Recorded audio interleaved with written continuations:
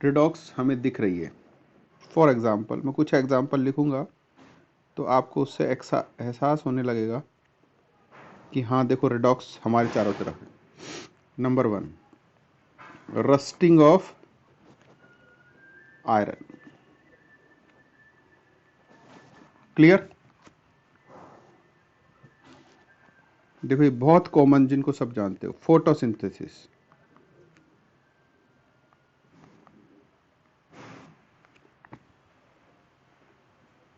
ठीक है,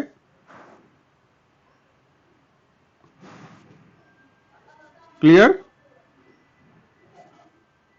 और लगभग हर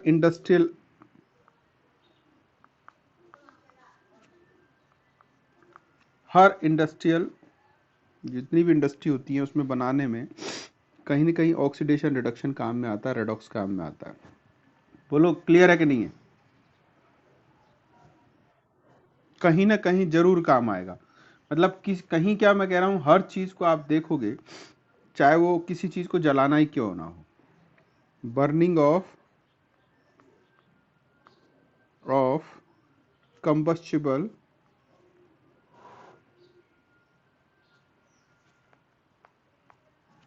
सब्सटेंसेस,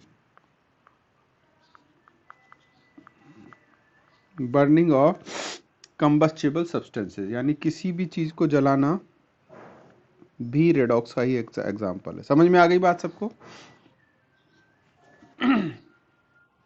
अब आप अपनी तरफ से एक काम कर सकते हो कि आप ढूंढ सकते हो कि रेडॉक्स कहाँ कहाँ है। हर चीज में हर जहां पर केमिकल इन्वॉल्व है सब जगह रेडॉक्स जरूर होगा। ठीक है, चलिए। अब बात यह है कि रेडॉक्स क्या होता है, जिसमें ऑक्सीडेशन और रिडक्शन साथ साथ होता है। तो सबसे पहले हम ऑक्सीडेशन और रिडक्शन को समझ लेते हैं, दोनों का डिफरेंस देख लेते हैं। बताना चाहेंगे कुछ, क्या ऑक्सीडेशन होता है?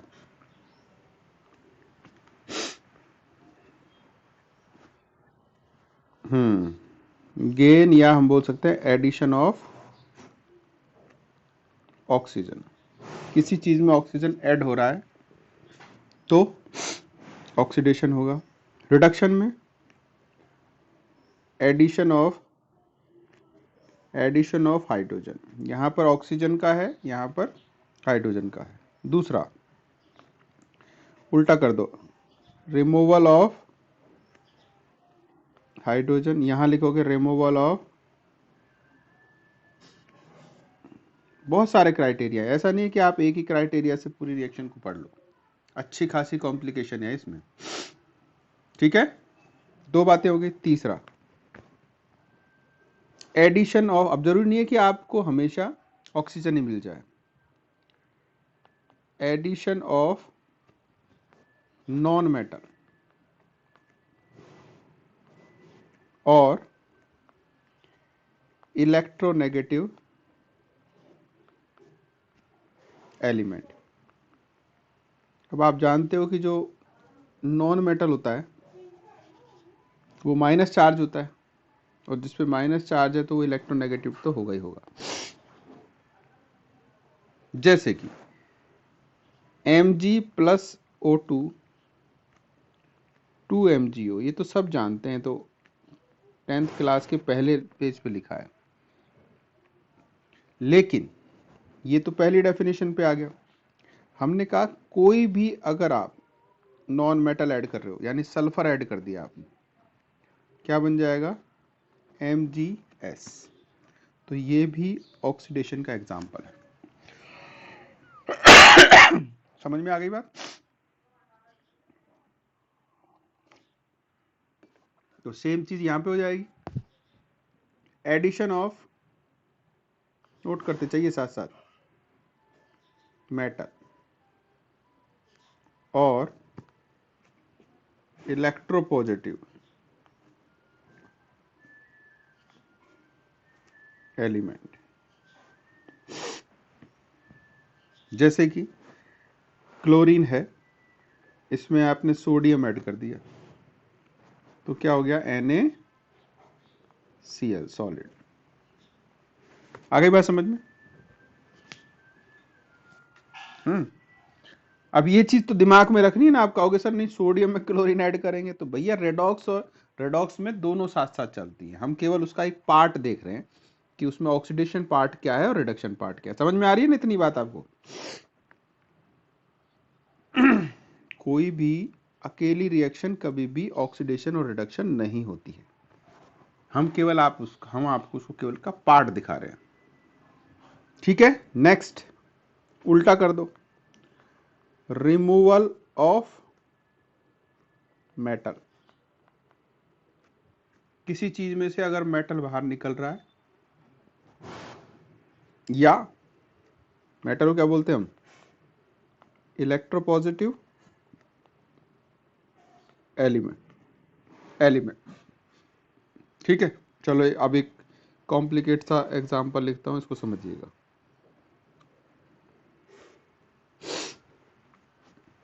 K4FeCN6, इसमें आपने डाला H2O2, बना K3FeCN6 और साथ ही बना KOH। क्या समझ में आया? देखो यहां K4 था और यहां क्या बचा? K3। तो एक के बाहर निकला ना, तो ये चीज हम देख रहे थे कि रिमूवल ऑफ मेटल। अब उधर आ जाओ, किसका रिमूवल करेंगे? रिमूवल ऑफ नॉन मेटल या इलेक्ट्रो नेगेटिव। अब ये इतना, ये जितने एग्जाम्पल देख लोगे ना आप टाइप, उसके बाद कोई नहीं बचेगा एलिमेंट। जैसे लगाते, जैसे FeCl3 सब जानते हैं, इसमें आपने दे दिया हाइड्रोजन, बन गया FeCl2 प्लस HCl। चेक करो, यहां Cl कितने थे? 3, यहां Cl कितने रह गए? 2। एक बाहर निकल गया ना, तो बात सही हो गई हमारी। यस के नो? ठीक है, एक एक को देखते जाइए, जहां आपको लगे कि नहीं सर ये बैटरी नहीं हो रहा, तुरंत बताइए। अब इतने चीजें याद कर लोगे तो आपको हर रिएक्शन में फिर रेडॉक्स समझ में आने लगेगा। Number 5, loss of electron. Loss of electron, अगर किसी रिएक्शन में इलेक्ट्रॉन का लॉस हो रहा है या इंक्रीज इन पॉजिटिव चार्ज, या किसी चीज का पॉजिटिव चार्ज बढ़ रहा है, या डिक्रीज इन नेगेटिव चार्ज, तीनों का मतलब एक ही है। जैसे कि Fe+2 है, इससे बन गया Fe+3, बच क्या गया? एक इलेक्ट्रॉन। देखो बात समझ में आ रही है कि नहीं है? यहां से एक इलेक्ट्रॉन छूटा, तभी तो Fe+3 बना। पहली बात valid, loss of electron.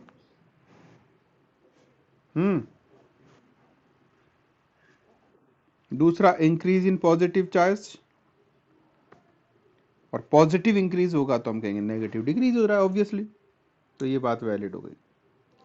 Next इधर देखते हैं, देखो यहां उल्टा हो जाएगा। क्या होगा? गेन ऑफ इलेक्ट्रॉन या डिक्रीज इन पॉजिटिव चार्ज या इंक्रीज इन नेगेटिव चार्ज। सही? क्या बना? Cl प्लस एक इलेक्ट्रॉन Cl माइनस। समझ में आ रहा है कि नहीं आ रहा है बोलो।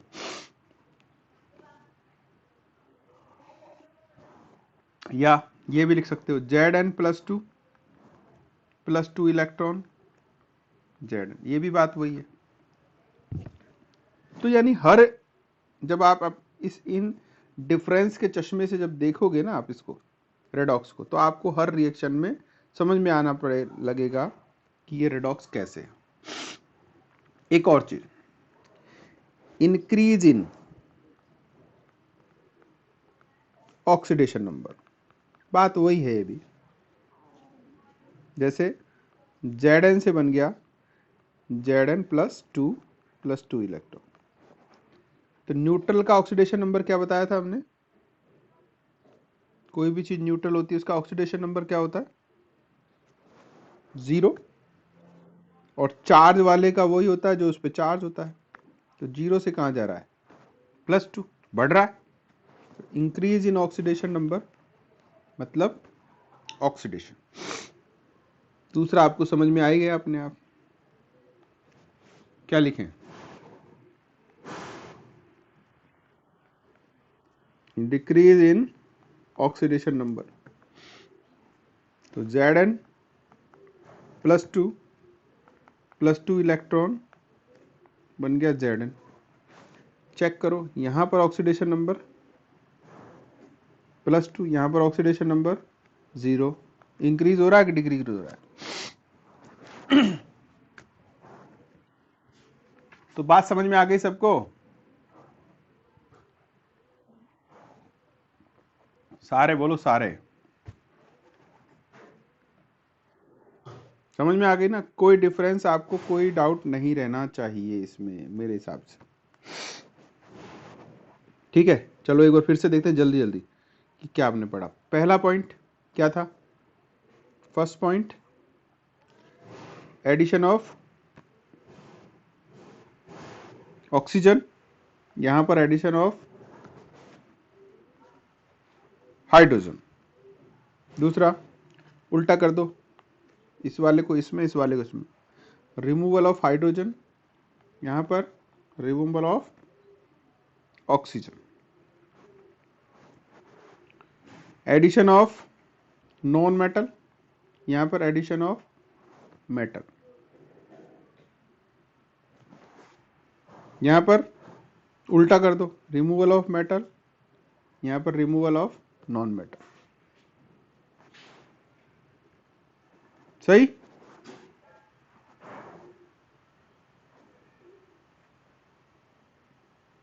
यहां लॉस ऑफ इलेक्ट्रॉन या गेन ऑफ इलेक्ट्रॉन, या इंक्रीज इन ऑक्सीडेशन नंबर या डिक्रीज इन तो ये सब चीजें, ये डिफरेंस याद कर लो। अब इसके बाद आपको कोई ऐसा एग्जाम्पल नहीं बचेगा जो आपको ये बताए जिसमें आपको डाउट रहे कि हम कैसे पता करें कि ऑक्सीडाइजेशन है या रिडक्शन है। ठीक है?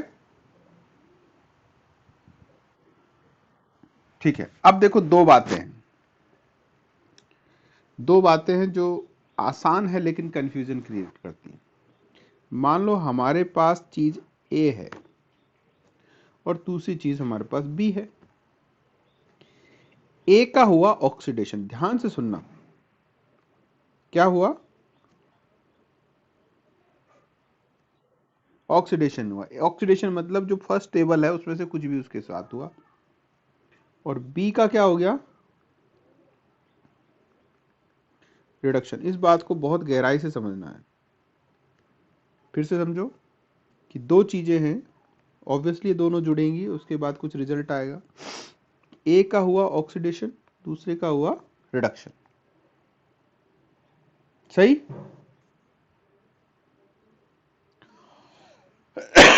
बोलो। अब देखो, एक होती है एजेंट की बात, ऑक्सीडाइजिंग एजेंट, तो उल्टा होता है। जिसका ऑक्सीडेशन हुआ वो क्या कहलाएगा? Reducing agent.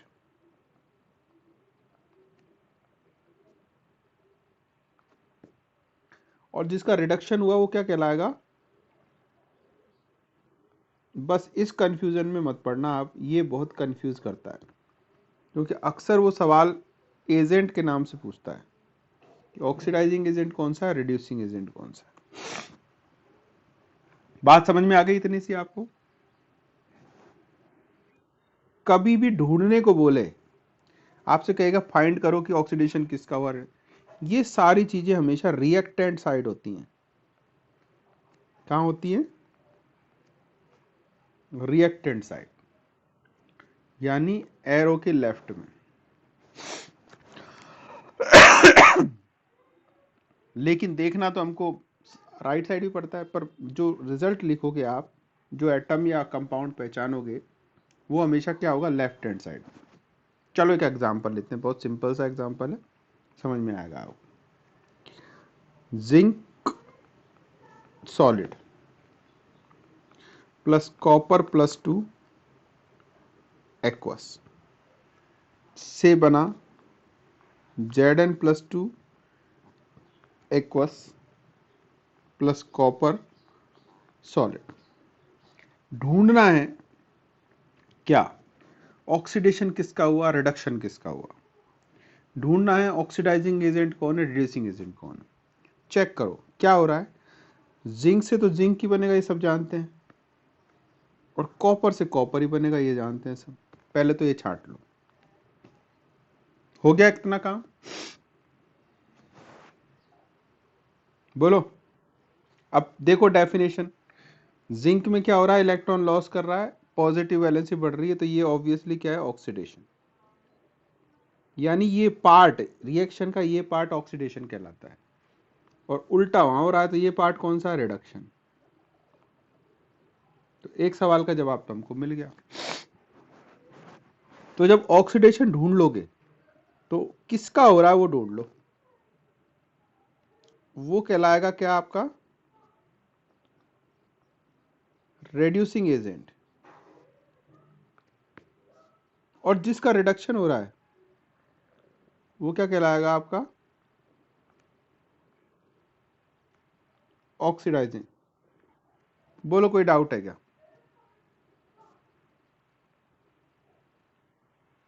ये सबसे बेसिक चीज है, पुरानी चीज है, इतना हम पहले भी पढ़ चुके हैं। कुछ ऐड ऑन हुआ हो तो बहुत अच्छी बात है। ठीक है, क्लियर हो गया यहां तक सबको? चलो, बहुत इंपॉर्टेंट चीज है, बेसिक चीज है, यहां से हमारा चैप्टर शुरू होता है। पहले भी बहुत बार पढ़ा है, कुछ मदद ऑब्वियसली आपको इससे मिली होगी आगे समझ। अब दुनिया की कोई भी रेडॉक्स रिएक्शन को आप इन क्राइटेरिया पे फाइंड आउट कर सकते हो। अब दूसरी चीज आती है, 11th क्लास से हम अपना पढ़ाई का कंफ्यूजन दूर करने की कोशिश करते हैं। यहाँ पर जो चीज़ हमने पढ़ी होती है, चीज़ें वही हैं, बट हम उसका मतलब समझने की कोशिश करते हैं। यहाँ से हमको मतलब क्लासीफाई होने लगता है, समझ में आने लगता है। ठीक है, देखो एक वर्ड है वैलेंसी, सब जानते हैं इसको, और दूसरा वर्ड हमने आपको बता दिया ऑक्सीडेशन नंबर, बताया था ना। ऑक्सीडेशन नंबर पर हमने खूब चर्चा की है पिछले उसमें, काम आएगा आपके, देखो कितना आपने याद किया। अक्सर क्या करते हैं ना, अक्सर दिक्कत क्या है, दोनों को हम जानते हैं, लेकिन जब जो चीज़ें आसान होती हैं वहाँ एक बड़ी दिक्कत होती है कि हम कंफ्यूज कर जाते हैं और डिफरेंशिएट नहीं कर पाते। हाँ कि ना?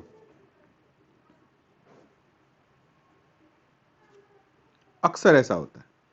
तो क्या आपको पता है कि ये दोनों अलग चीजें, बोलो क्या सेम है?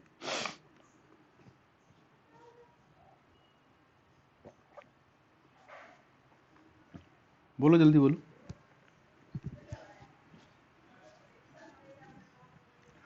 जल्दी बोलो, आता है तो बोलो, नहीं आता है तो कहो कि नहीं पता है सर। टाइम नहीं बर्बाद करो, छुट्टी का दिन है, आपका और मेरा दोनों का समय हम लगा रहे हैं। तो देखो, बोलो कोई बताएगा वैलेंसी क्या होती है?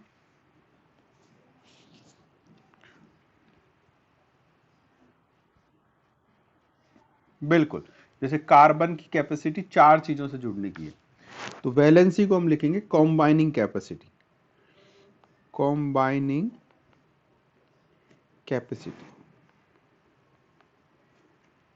Of the element. ये तो बिल्कुल सही बात है कि कोई भी एटम या एलिमेंट कितनी दूसरी चीजों से जुड़ सकता है, कितनी चीजें वो जोड़ सकता है। जैसे फॉर एग्जांपल कार्बन में हम लिखते हैं CH4, तो कार्बन की वैलेंसी कितनी हो गई 4। क्लियर? यहां तक बात समझ में आ गई सबको? बोलो।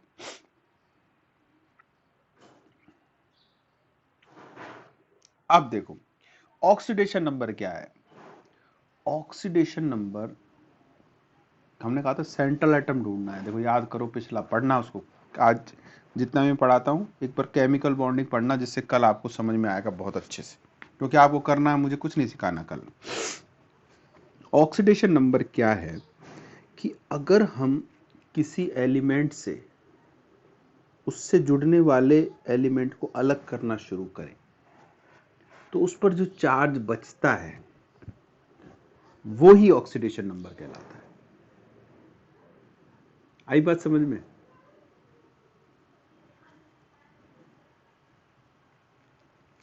ये बात समझ में आई आपको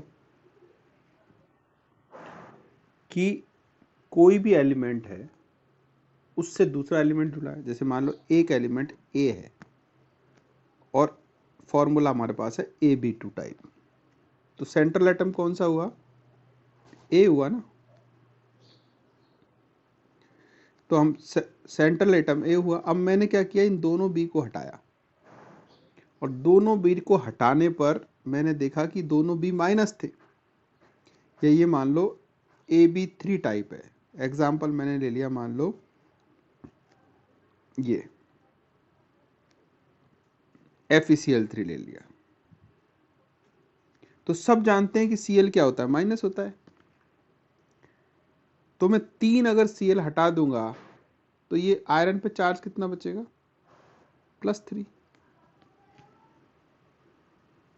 यस के no?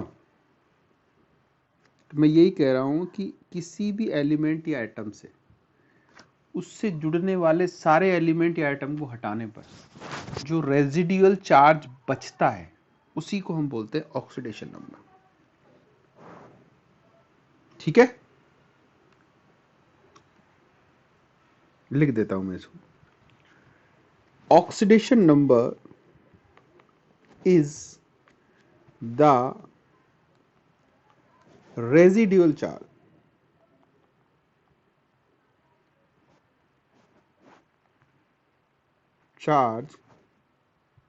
which an atom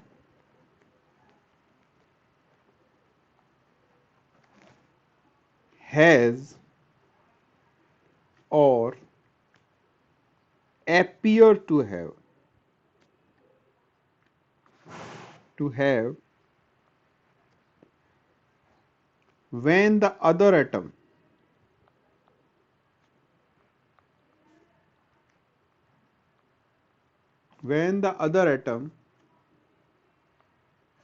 from the molecule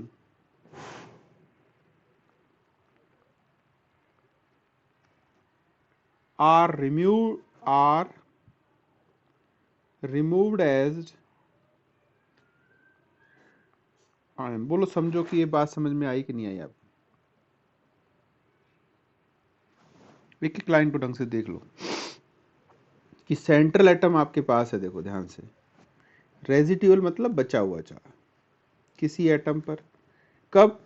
कि सारे अदर जो एटम हैं उनको उनके आयन की फॉर्म में अलग कर ले। जैसे कि मैंने बताया ये Fe सेंट्रल एटम और Cl जुड़ा हुआ है, तो Cl पे चार्ज क्या होता है?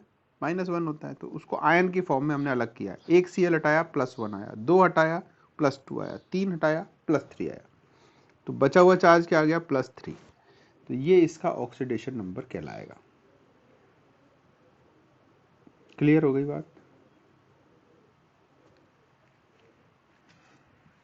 आ गई दिमाग में? ये क्या है कि मिक्स सा लगता है, और कई जगह वैल्यू सेम भी आती है इसकी, ऐसा भी नहीं है। इसकी वैल्यू सेम भी आती है, तो मिक्स नहीं है दोनों। कई बार तो डिफरेंस पूछता है दोनों में, इसीलिए पूछता है कि जो क्लोज है उसी में वो डिफरेंस पूछेगा आपसे। पहला पॉइंट क्लियर हो गया सबको? दूसरा देखिए, देखो वैलेंसी क्या है, वैलेंसी एक नंबर है जिस पे कोई चार्ज नहीं होता है। दूसरा पॉइंट है it is a number only, ये एक नंबर है and does not carry any positive negative sign. मतलब ये एक नंबर है सिंपली। आप कोई पूछेगा कि इसकी वैलेंसी क्या है तो आप बोलोगे +4 नहीं बोलोगे, क्या बोलोगे आप? 4 बोलोगे, 3 बोलोगे, 1 बोलोगे, 2 बोलोगे। समझ में आ गई?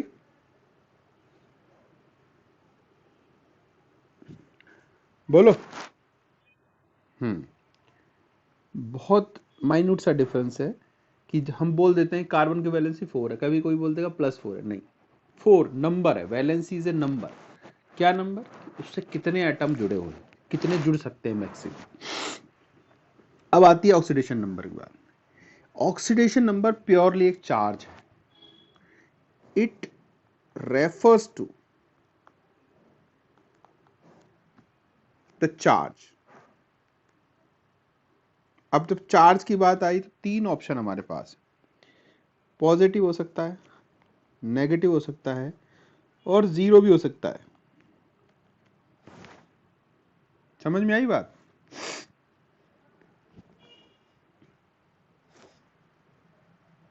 ठीक है।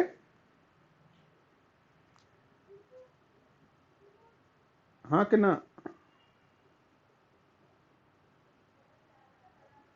कोई भी एलिमेंट जब अकेला होगा, फ्री होगा, ओरिजिनल स्टेट में होगा, उस पर चार्ज 0 होगा। अब देखो समझो एक बात को, जैसे CO2 हमने बनाया, क्या बनाया हमने? CO2। इस पे ऑक्सीडेशन नंबर निकालो आप।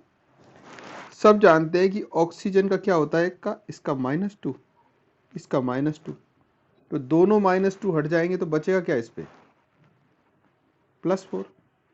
तो समझो कि कार्बन की वैलेंसी पूछता है तो आप कहोगे 4 है, लेकिन ऑक्सीडेशन नंबर एक पर्टिकुलर एटम का होता है। वैलेंसी हर जगह सेम रहेगी हर एटम की, लेकिन ऑक्सीडेशन नंबर डिपेंड करता है कि वो क्या बना रहा है, वो किस एटम के अंदर है। समझ में आ गई बात आपको ये बात? हाँ, कि CO2 के अंदर अलग ऑक्सीडेशन नंबर हो सकता है, CH4 के अंदर अलग हो सकता है। ठीक है, ये चेक करना है। अब 0 का मसला क्या है? देखो 0 का मसला ये है कि हमने ये कहा था कि जैसे जिंक से बना Zn+2, तो यहां आपको कोई चार्ज दिख रहा है जिंक पे? तो इसमें लिखेंगे हम 0 ऑक्सीडेशन नंबर। यहां पे कितना दिख रहा है? +2, तो हम लिखेंगे +2 ऑक्सीडेशन नंबर। ठीक है, दो बातें समझ में आ गई। चलिए तीसरी पे चलते हैं। अगर दो बातें समझ में आ गई तो हम चलते हैं तीसरी बात पे। तीसरी बात क्या है ये देख लेते हैं।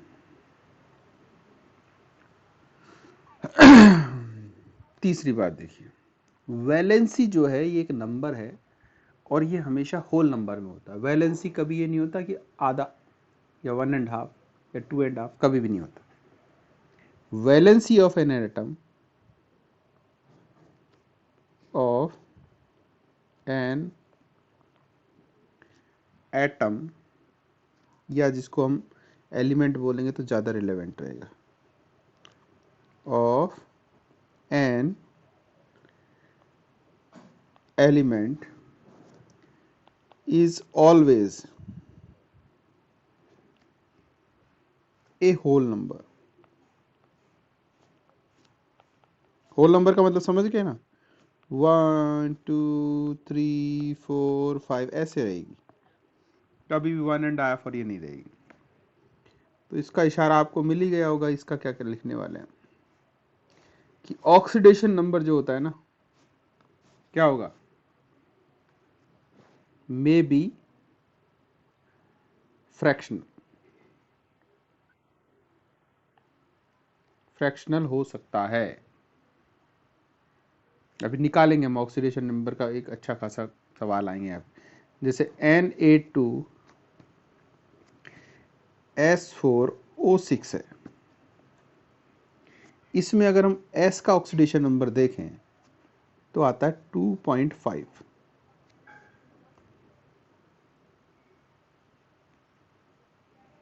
कितना आता है? 5 आता है। अब ये कैसे आता है इसको बताता हूँ। देखो, इसका एक फॉर्मूला है, इसको देखा आपने, Na2SO, ये वैसे डिटेल से अभी हम समझाएंगे सबका, लेकिन यहाँ भी बता देता हूँ। Na2S4O6, इसमें किसका निकालना है? S का निकालना है। इसको मार्क कर लो, चाहे तो आप इसको X मान लो, नहीं तो ये रखोगे तो भी चलेगा। देखो क्या इस पूरे फॉर्मूले पे कोई चार्ज है क्या? दिख रहा है कोई चार्ज? अगर चार्ज है तो इक्वल करके वो चार्ज लिख दो, और चार्ज नहीं है तो इक्वल करके 0 लिख दो। सिंपल सी बात है। पहला काम कर दिया हमने। अगर पूरा देखो, पूरे इसको देखना है, अगर इस पे चार्ज है तो चार्ज लिख दो जो भी है, +1 +2। नहीं है तो क्या करना है? 0 लिख देता है। तो चार्ज दिख नहीं रहा तो हमने क्या लिख दिया? 0। ठीक है, बोलो। अब हमें क्या करना है कि जिसका निकालना है उसके अलावा सबकी वैल्यू रखनी है। आप कहोगे सर हमें क्या पता वैल्यूज का? अरे भाई पता है, Na पे क्या चार्ज होता है बताओ तो।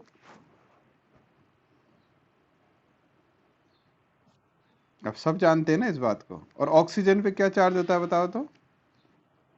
-2। अब जानते हो ये सब बातें आप, तो इनकी वैल्यू रख दो।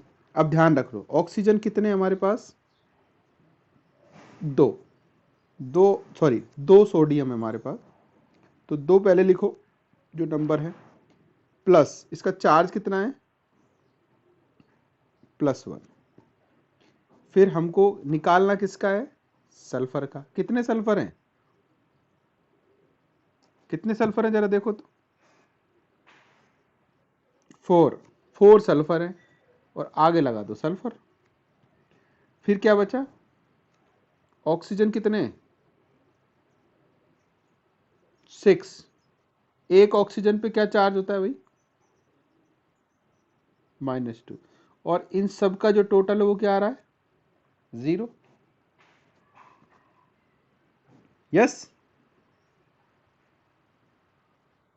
अच्छा, तो अब देखो ये हो गया 2 + 4s, 6 2 ज़ा 12, और माइनस आएगा तो इसको हम कर देंगे -12 इज इक्वल टू क्या लिख देंगे? 0। सही। अच्छा, वैल्यू हमको निकालनी है s की, तो 4s इधर रख लिया, ये 12 गया उस साइड में तो प्लस का 12 हो गया, ये 2 गया उस साइड में तो माइनस का 2 हो गया, तो 4s इज इक्वल टू क्या हो गया? 10। निकालना क्या है हमको? निकालना क्या है हमको? s निकालना है। तो s इज इक्वल टू क्या होता है? 10/4। और 10/4 क्या होता है? 2.5। तो s का कितना आ गया? 2.5। बोलो सही है कि गलत है?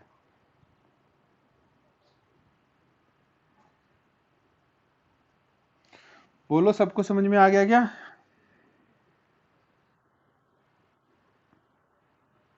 बहुत सारे निकालने हैं, अलग अलग तरीके आएंगे अपडेशन।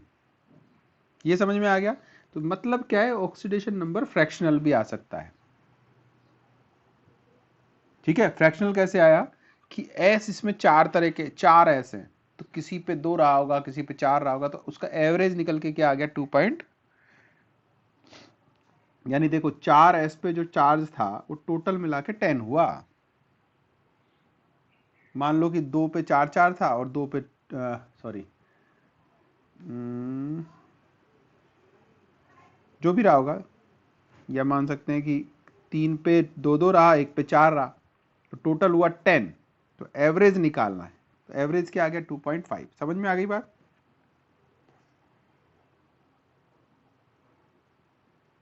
ठीक। अच्छा, नेक्स्ट बात करते हैं। नेक्स्ट बात क्या है भैया, वैलेंसी के बारे में। कुछ एलिमेंट ऐसे हैं बड़े जिद्दी स्वभाव के, इनकी वैलेंसी कभी भी बदलती हुई नजर आपको आएगी नहीं, यानी इनकी वैलेंसी ऑलमोस्ट आपको हमेशा वही नजर आएगी जो इसकी होती है। कुछ ऐसे होते हैं जो बदल बदल के देते हैं, तो जैसे एलिमेंट लाइक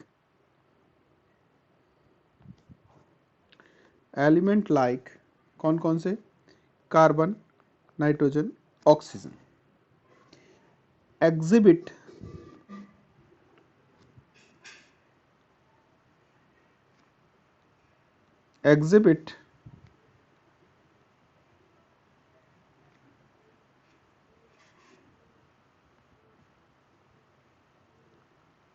कांस्टेंट वैलेंसी। कैसी वैलेंसी होती है इनकी, कांस्टेंट, कि यानी कार्बन की 4 ही होगी, नाइट्रोजन की 3 नजर आएगी, ऑक्सीजन की 2 नजर आएगी। हालांकि ये बात हर जगह से आगे जब पढ़ोगे तो देखोगे कि कई जगह अलग आएगी, लेकिन ज़्यादातर मामलों में आपको इनकी वैलेंसी यही नजर आएगी। बाकी सल्फर का एक ही मॉलिक्यूल में 6 भी हो सकता है, 4 भी हो सकता है, 2 भी हो सकता है। समझ में आ गई बात ये?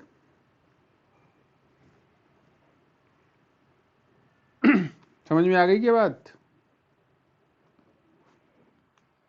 यानी कार्बन, नाइट्रोजन, ऑक्सीजन की वैलेंसी तो फिक्स रहेगी, पर ऑक्सीडेशन नंबर वेरिएबल हो सकता है। Carbon, nitrogen, oxygen can have variable oxidation number, इनका ऑक्सीडेशन नंबर वेरिएबल हो सकता है। अब समझो आप कैसे, CH4 को देखो जरा, बताओ तो इसका ऑक्सीडेशन नंबर कितना है कार्बन का। तो ऑक्सीडेशन नंबर हमेशा सेंट्रल एटम का निकालते हैं, बताओ कितना है।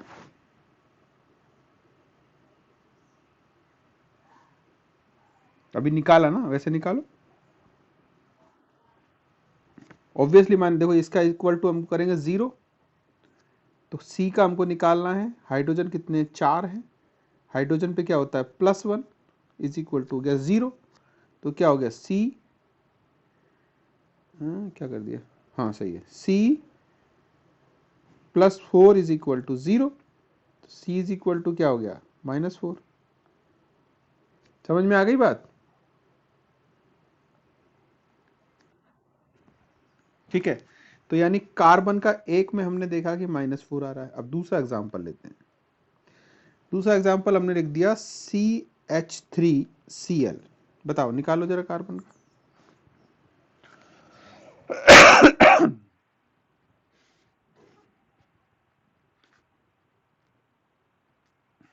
निकालो इसी तरह से।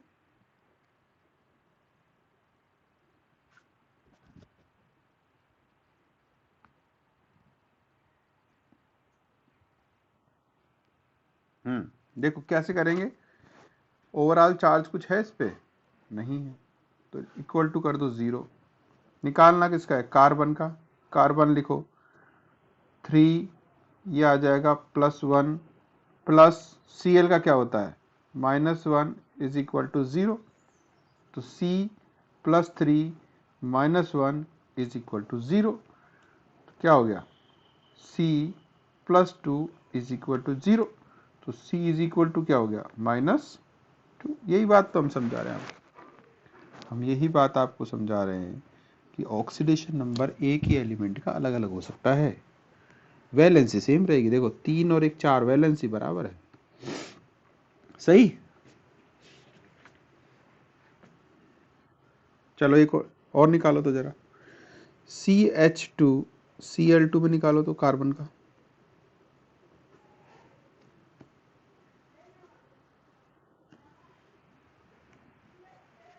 कितना है बच्चों, बाकी बाकी भी बोलो कुछ। 0 आ रहा है ना, क्योंकि 2 माइनस और 2 प्लस तो क्या हो जाएगा 0।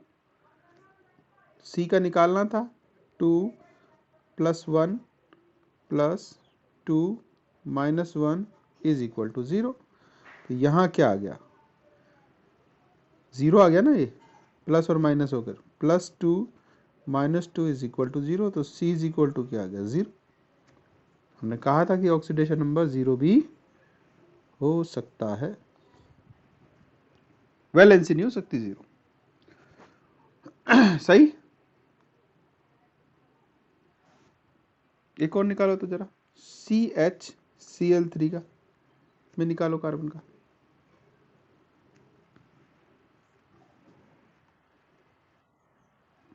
समझ में आ रहा है? इज इक्वल टू करेंगे 0, C +1 +3 -1 is equal to 0, C +1 -3 is equal to 0, तो C -2 इज इक्वल टू 0, तो C इज इक्वल टू क्या आ गया +2। देखो अब सेम, देखो एक ही एलिमेंट है, अलग अलग जगह अलग अलग काम कर रहा है। यहाँ +2 आ गया इसका, कहीं -2 भी आया था।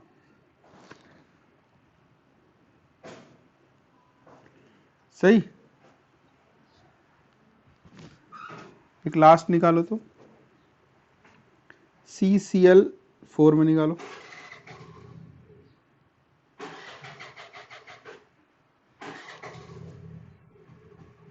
आ रहा है सबका +4, तो हमारी बातें वैलिड हो गई। यही हमने कहा था कि किसी एलिमेंट की वैलेंसी फिक्स रहती है, ऑक्सीडेशन नंबर हमेशा फिक्स नहीं रहता है। एक ही एलिमेंट का 0 भी हो सकता है, पॉजिटिव भी हो सकता है, नेगेटिव भी हो सकता है, नंबर तो चेंज होता ही रहेगा। आ गई बात यहां तक समझ में आपको? तो आज हमने बेसिक इंट्रोडक्शन पढ़ा है। क्या पढ़ा? रेडॉक्स क्या होता है, रेडॉक्स के एग्जांपल्स क्या होते हैं। बुक को जरूर पढ़ो बच्चे। बुक में जो अभी क्या है ना, शुरू के 1-2 पेज इंट्रोडक्शन के होते हैं, हम उसको पढ़ते ही नहीं है। पहले नहीं पढ़ते थे, कोई खास बात नहीं थी, क्योंकि उसमें से क्वेश्चन नहीं बनता जनरली।